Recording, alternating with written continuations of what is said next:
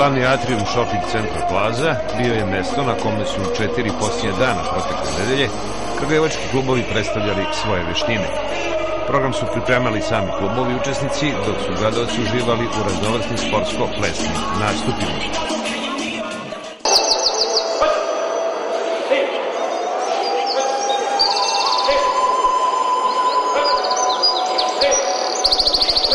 Organizujemo prvi sportski fest u gradu Kragujevcu u vrlo prijatnom ambijentu. Shopping centar Kragujevac Plaza, organizatori su sportski klub Arena i shopping centar Kragujevac Plaza.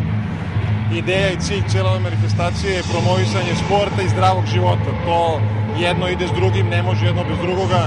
Uz pomoć pomažu nam svi najbolji sportski klubovi grada Kragujevca.